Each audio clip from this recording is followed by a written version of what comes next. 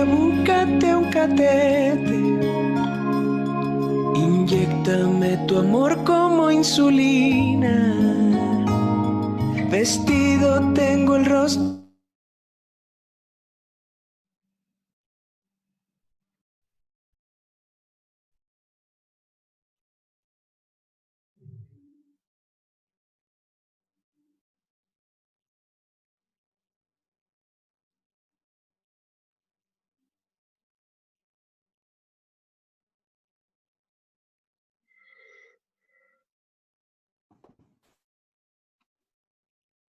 Hola, muy buenas tardes a todos. Bienvenidos a esta sala. Realmente para nosotros es un privilegio tenerlos acá. Mi nombre es Federico Flores, Niña, vení.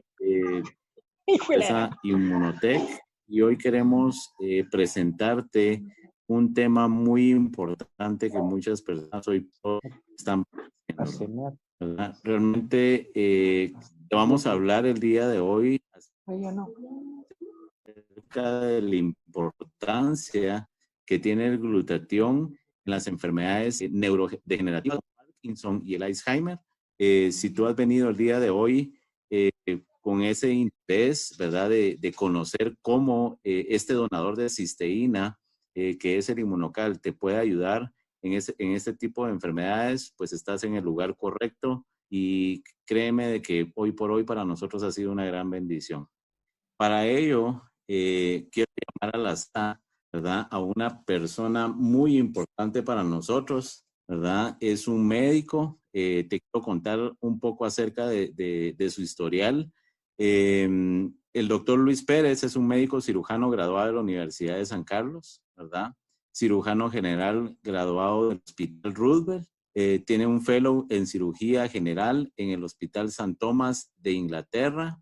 Aparte de eso, graduado como cirujano pediátrico en la Universidad de Osaka, Japón, y actualmente es un especialista de cirugía pediátrica en el Instituto Guatemalteco de Seguridad Social, y aparte de eso es catedrático en fisiología en la Universidad del Valle. Pues con este currículum y la experiencia que tiene este gran médico, amigo de nosotros, pues lo dejo en esta tarde, en esta sala. Doctor, los micrófonos son tuyos, y gracias por esta presentación que nos vas a dar. Adelante. Muchísimas gracias, Federico, por la presentación, muy amable. Es verdaderamente un gusto poder compartir con ustedes algo de lo que hemos estado viendo y leyendo con respecto a dos enfermedades que son sumamente importantes, ¿verdad? Porque actualmente la enfermedad de Alzheimer y la enfermedad de Parkinson, porque son muy sonadas, ¿verdad? Personas muy conocidas las han tenido, artistas de cine, presidentes, papas, etcétera. Y entonces no respeta a nadie, ¿verdad? No respeta edad, y eso ya vamos a ir viendo que las personas que ya vamos llegando por arribita de los 60, 65 años, hacia ahí, todo mundo vamos a llegar a ello, y qué mejor que desde ya empezar a reconocer ciertos signos tempranos de ambas enfermedades, de tal manera de poder detectarla tempranamente para tratar en la medida de lo posible de darle un tratamiento óptimo. Vamos a tratar ahora de poner ahora la presentación.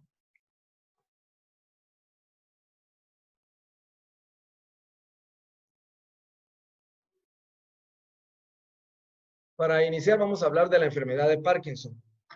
Me gusta mucho hablar un poco de historia cuando empezamos a hablar de las enfermedades, porque hay que darle mérito a quien lo tiene. Y se llama enfermedad de Parkinson a un trastorno degenerativo del sistema nervioso central. Ahí comienza el problema, y fue descrita en 1817 por el doctor James Parkinson, que era de Inglaterra, era un cirujano inglés que lo que hizo fue publicar un trabajo específicamente que se llamaba la parálisis temblorosa, como ustedes pueden ver al lado derecho de la pantalla, donde pueden ver el trabajo inicial. Él expuso en esa oportunidad los síntomas principales de la enfermedad, pero obviamente esa enfermedad fue descrita casi 2000 años antes de que se hiciera la presentación de Parkinson. Lo que él hizo fue escribirlo, y por eso es que lleva su nombre. Es la segunda enfermedad neurodegenerativa después de la enfermedad de Alzheimer a nivel mundial. y tiene áreas específicas en los países occidentales y de América Latina. Tiene una incidencia anual de cerca de 14 por 100,000 habitantes por año. Y entonces cada año van más y más pacientes mientras más van envejeciendo. Y esto aumenta a medida que las personas llegan a la edad de 65 años a 160 por 100,000 habitantes por año. Entonces, pueden ustedes ver la cantidad de gente de cierta edad que va en camino a padecer de la enfermedad de Parkinson. Solo por dar una estadística, en Estados Unidos hay más de 1 millón de personas que padecen, 6 millones en el mundo, y se considera que debido a los avances de la medicina que han hecho que cada vez las personas sean más longevas, o sea, que vivan más, pues vamos a tener mayor cantidad de viejitos, por así decirlo, y entonces van a tener más chance de estar por arriba de los 65 años y más chance de tener enfermedad de Parkinson. Pero ¿quiénes la contraen? Ya mencionamos, es más frecuente en personas de 65, pero también existe lo que se llama un Parkinson de inicio precoz, en el cual pueden haber personas de menores de 40 años que entre el 10 y el 15% de los casos podrían darse, y esto está relacionado con algunos factores genéticos, hereditarios y algunos síndromes muy específicos. Ahora, ¿cuál es la causa de la enfermedad de Parkinson? Hay una destrucción progresiva de las neuronas, que son las células del cerebro, que producen dopamina en un lugar específico que se llama la sustancia negra o negra, acá en este dibujo del cerebro. Está en las áreas basales del cerebro, donde estas neuronas empiezan a no producir dopamina, que es un neurotransmisor. Esta zona del cerebro está encargada del control de todos los movimientos de los músculos del cuerpo, como vamos a ver a continuación, y entonces la falta de dopamina es la que va a hacer de que no haya una conexión adecuada en las neuronas, que son las células cerebrales, y obviamente va a empezar lentamente, pero poco a poco va a llegar a afectar a todo el sistema motor. Acá podemos ver cómo se origina la enfermedad. Como ya les mencioné, las neuronas que van a producir dopamina se localizan en este segmento del cerebro, en la sustancia negra, y de ahí empiezan a enviar dopamina a otras áreas motoras específicas del cerebro, que son las que hacen que nos den los movimientos de la cara, los movimientos de los brazos, de las piernas, etcétera, ¿verdad? Entonces, estas neuronas, pues, son las que transmiten la dopamina para controlar los movimientos. Acá tenemos dos imágenes de dos neuronas, y entonces entre una y otra neurona existe una unión. Esa unión se llama sinapsis. Y entonces de una neurona hacia la otra tiene que haber una conexión muy específica, y en esta sinapsis es donde ocurre el problema, porque normalmente existe un neurotransmisor que se llama dopamina a este nivel de una neurona, y existe también otro neurotransmisor que es la acetilcolina, una con función excitatoria y la otra inhibitoria. Entonces, cuando ambas están adecuadamente en la unión entre una neurona y la otra, entonces nosotros vamos a poder tener movimientos claros, muy precisos, muy correctos, sin que nos esté temblando la mano. Pero cuando tenemos deterioro a nivel de la sustancia negra, como mencionamos anteriormente, hay una baja de la cantidad de esta dopamina a nivel de la unión entre una neurona y la otra, y por consiguiente la acetilcolina va a ejercer un poder más grande, no porque haya más, sino porque hay defecto de la dopamina. Entonces, no se produce una transmisión correcta del mensaje, por así decirlo, y entonces el paciente va a empezar a tener problemas. La dopamina es un neurotransmisor químico, y lo que hace es transmitir señales, como ya mencioné, de la sustancia negra a los cuerpos estriados, y lo que hace es dar movimientos coordinados, suaves, controlados, aquellos movimientos de relojero que podemos ser muy cuidadosos. Eso no lo puede hacer alguien que tiene un Parkinson ya avanzado. La pérdida de la dopamina va a dar problemas anormales nerviosos, y el cerebro va a dar deterioro, ¿verdad? Ahora, interesantemente, en algunos estudios que pude leer y observar, la mayoría de las personas que tienen la enfermedad, muchas veces que ya se les manifiesta claramente, tienen una pérdida del 60 al 80% de la dopamina, casi que cuando empiezan síntomas. O sea que eso quiere decir que el daño empieza a generarse mucho tiempo antes de que empiece a dar síntomas. De nuevo tenemos acá algunas neuronas en las cuales están las sinapsis acá, como ustedes pueden ver acá, esta es la unión entre una neurona y la otra, y como hay dopamina más baja, no se logra transmitir a estos receptores de la misma, y entonces el mensaje no se envía de una a otra, y por ende es el problema de los problemas motores que vamos a describir. Las características, pues estas son las 4 más clásicas de los pacientes que padecen de la enfermedad de Parkinson. Dentro de ellas está la bradicinesia, que se describe como una lentitud y pobreza de movimiento. Se tarda la persona en arrancar, en mover las piernas, en mover los brazos, en empezar a caminar. También hay rigidez muscular, y esto es por aumento sostenido de la contracción del músculo. Sí se puede flexionar, pero no se puede contraer porque hay una contracción muy dura. Temblor en reposo, que tal vez es lo que más conocemos, aquellas personas a las que les tiembla la mano o que les tiembla la cara o algunos otros temblores, pero que el paciente en algunas oportunidades trata de ocultar. A eso se le llama temblor en reposo. Y luego también deterioro del equilibrio de la postura, que puede llevar a caídas, una marcha tambaleante muy característica cuando la enfermedad ya se va poniendo más severa. Existen algunos otros síntomas motores, ya los mencionamos, algunos temblores de las manos o de los brazos, etcétera, movimientos lentos, la bradicinesia que les mencionaba, rigidez de las extremidades, una expresión facial bastante limitada cuando la enfermedad se va volviendo más seria, y obviamente cambios posturales que van a dar problemas del equilibrio.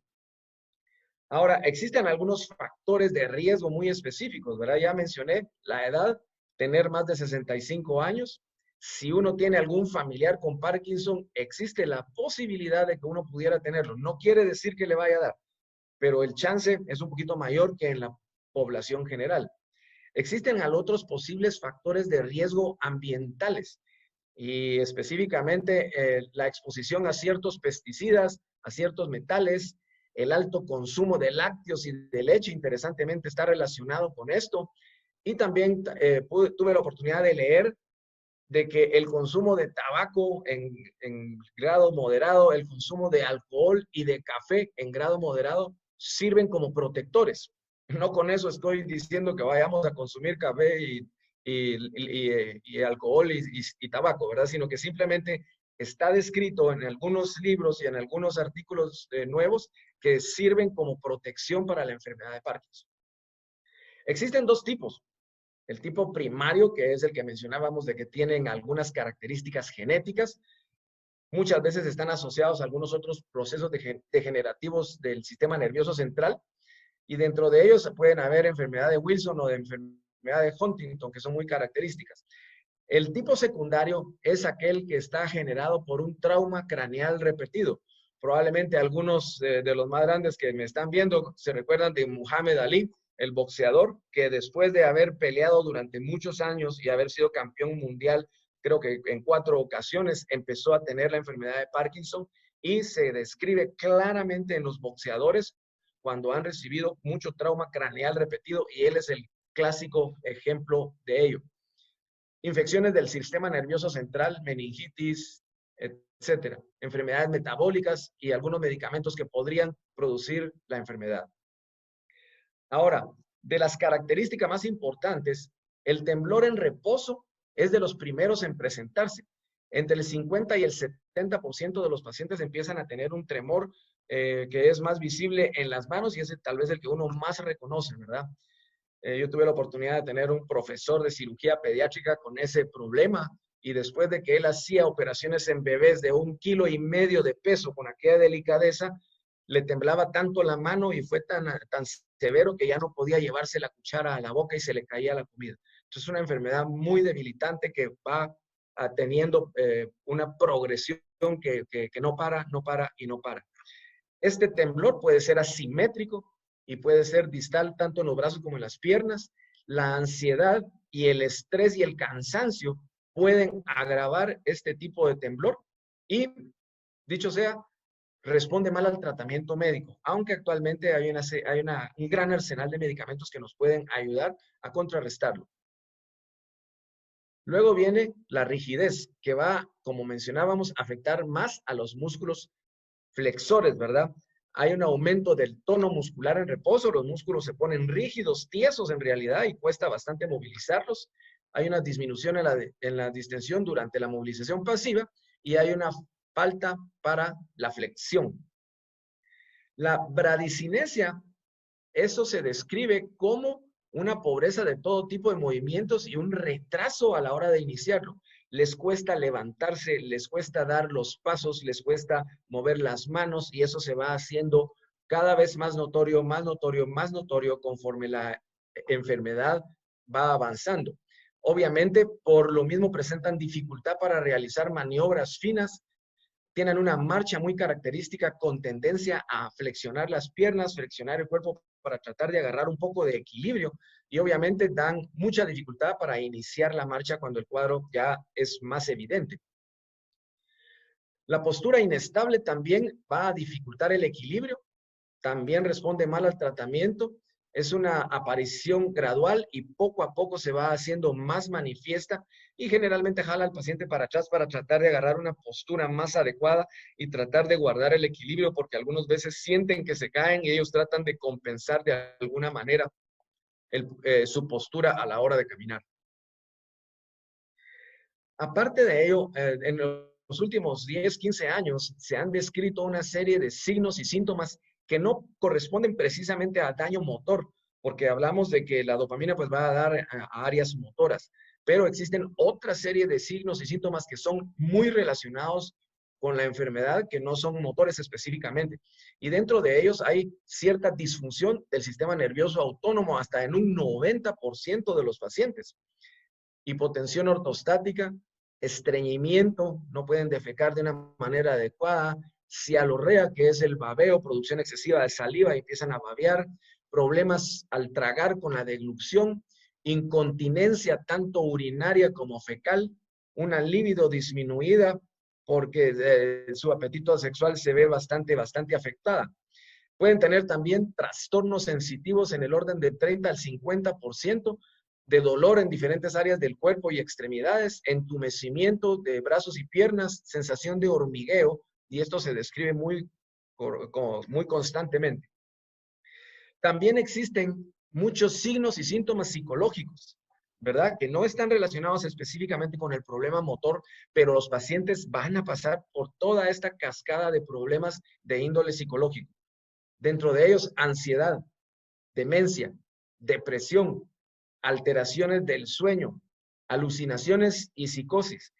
Todas estas pueden ser tratadas a través de terapias o a través de medicamentos que no son específicamente para tratar la parte neural del Parkinson, pero como es un coayudante, por así decirlo. En pantalla está Alan Alda, muy famoso por una serie que se hizo en los años 70, la serie MASH, de un hospital en la guerra de Vietnam. Él padece de la enfermedad de Parkinson. Síntomas conocidos que ya mencionamos: depresión, interesante, la pérdida del olfato no producida por el coronavirus, sino por problemas de la afluencia de las neuronas que conectan al nervio olfatorio. Estreñimiento, trastornos del sueño, temblores, rigidez, la bradicinesia que mencionamos, inestabilidad de la posición, problemas de coordinación y alteraciones de la marcha. Entonces, todo esto nos va a ir poco a poco dando el diagnóstico. Para dar un tratamiento específico a la enfermedad de Parkinson, pues existe un tratamiento no farmacológico inicial, que se pueden hacer ejercicios para fortalecer los músculos y darles más fuerza, una rehabilitación de la marcha para que aprendan a caminar de una mejor manera, porque como esto va siendo progresivo cada vez más, cada vez van a necesitar de ayuda hasta que los pone en una silla de ruedas, primero en un andador, después en una silla de ruedas, después en una cama, y el pronóstico va a ir empeorando cada vez más. El tratamiento farmacológico, solo coloqué acá un par de medicamentos que son los inhibidores de la monoamino oxidasa y los agonistas dopaminérgicos como la levodopa, que es el primerito, que es el que más se utiliza, ¿verdad? Existen otro montón de medicamentos que se les pueden dar a estos pacientes dependiendo de los síntomas que presenten. Por eso es importante hacer una evaluación neurológica muy, muy cuidadosa para poder tratar la sintomatología. Pero obviamente tratando de devolver la levodopa a su nivel original es lo que más va a ayudar. Aunque todos estos medicamentos tienen algunas no contraindicaciones, sino efectos colaterales que son bastante significativos. Acá tenemos algunos de ellos, los agonistas de la dopamina, los inhibidores de la MAO, la levodopa, que son la piedra fundamental, por así decirlo, aunque ya les mencioné de que existen una serie de medicamentos más. Tratamientos complementarios como los ejercicios periódicos, la fisioterapia, terapia del lenguaje, porque eso también puede darles bastante problema, asesoramiento psicológico, medicamentos para la depresión, porque pueden llegar a tener depresiones bastante severas por este tipo de enfermedad. Existen ciertos tipos de tratamiento quirúrgicos que cuando hace algunos años se dieron cuenta que el tratamiento médico no los mejoraba mucho, se pusieron en auge algunos, pero con la mejoría de los medicamentos estos pues han dejado de estar funcionando y ahora hay algunos nuevos. La talamotomía, palidotomía, la subtalamotomía y algunos otros, ¿verdad? Hay algunos implantes actualmente de algunos electrodos a nivel de los ganglios basales para poder producir ahí cierta electricidad y poder hacer de que la dopamina se genere. También actualmente se está utilizando las células madre, los implantes de células madre para poder utilizarlo y todo esto pues habla bien de que todavía existe mucho por hacer en el campo del tratamiento tanto médico como quirúrgico para tratar la enfermedad de Parkinson. Acá tenemos algunos tipos de cirugía, ¿verdad? En las cuales se pone un catéter especial para llegar a estas áreas de acá y se coloca un cable el cual va a transmitir ciertos impulsos eléctricos muy específicos para tratar en la medida de lo posible de estimular las áreas que producen dopamina para que eso logre irse al resto del cerebro y así poder mejorar, pero desde el punto de vista quirúrgico. La decisión quirúrgica está basada cuando hay fracaso evidente del tratamiento médico. Ahora bien, dentro de los cientos o miles de artículos que hay escritos de la enfermedad de Parkinson, por la cantidad de gente que está afectada actualmente y que va a ser afectada, dentro de ellos hay obviamente algunos escritos sobre el glutatión y su papel importante en la enfermedad de Parkinson.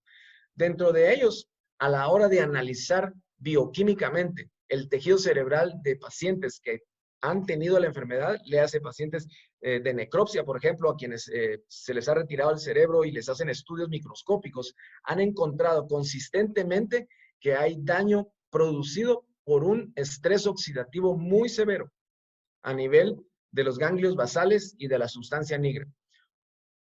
En esos mismos casos, existe una circulación aumentada donde hay un exceso de radicales libres producidos en ese sistema que empieza a dañar la misma producción de estos neurotransmisores. Niveles de glutatión particularmente bajos en la mayoría de los pacientes. Tan así que se han descrito en diferentes artículos publicados por diferentes personajes en diferentes países del mundo una disminución del glutatión casi del 40% en los pacientes en fase inicial de la enfermedad. Y esta caída de los niveles de glutatión se vuelve tan severa que llega a ser del 2% cuando la enfermedad ya está avanzada.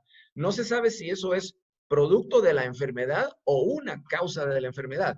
Hay muchos más estudios que están en este momento llevándose a cabo para dilucidar cómo el glutatión puede hacer las maravillas en el cuerpo. Pero existen buenas noticias porque aparte de probar todo lo que les acabo de mencionar, también se han hecho experimentos a través de los cuales los niveles elevados del glutatión van a retardar el daño al tejido cerebral. De tal manera que implementando una dieta con elementos que ayuden a elevar los niveles de glutatión específicamente un donador de cisteína, que es el inmunocal, esto podría ayudar muchísimo si agarramos tempranamente a la enfermedad y tratamos de evitar el daño al tejido cerebral. Cuando utilizamos esto, algunos de los síntomas pueden revertir. De los 4 cardinales y los otros que no son específicamente motores, pueden revertir algunos.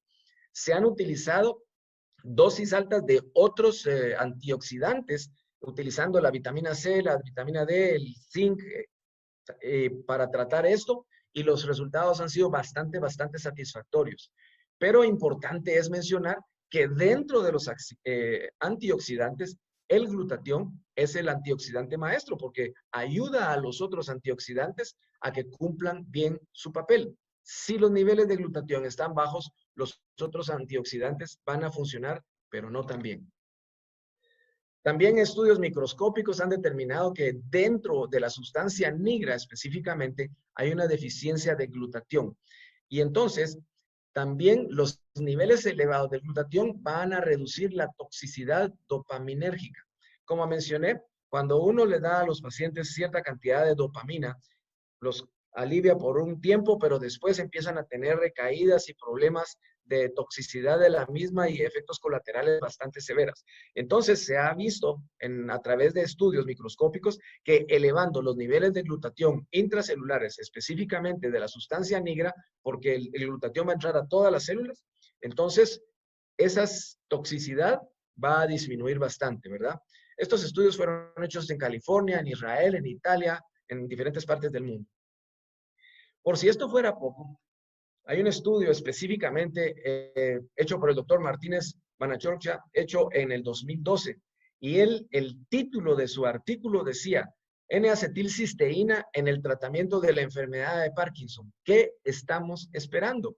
Y él descubrió claramente que se relacionaba mucho elevar los niveles de cisteína, perdón, de glutatión intracelular en las partes específicas de la enfermedad de Parkinson y se notaba una disminución muy evidente de todos los signos y síntomas que estuvimos describiendo. Secchi en Italia también lo probó de otra manera. Él utilizó glutatión intravenoso por un mes, le ponía 2 dosis de glutatión intravenoso al paciente y entonces el paciente logró mejorar un 40% de sus signos y sus síntomas, de sus discapacidades. El problema fue que cuando ellos retiraron el medicamento y dejaron de utilizar la vía intravenosa, no lo trasladaron a una vía oral, sino que lo retiraron completamente y los pacientes que trataron así empezaron a recuperar desafortunadamente los síntomas y los signos que tuvieron inicialmente. Holmay también demostró en el 2015 que un precursor del glutatión puede aumentar el mismo glutatión en todo el cerebro y específicamente en el área negra, que es la que va a producir la dopamina. Un equipo de estudiosos de Tailandia,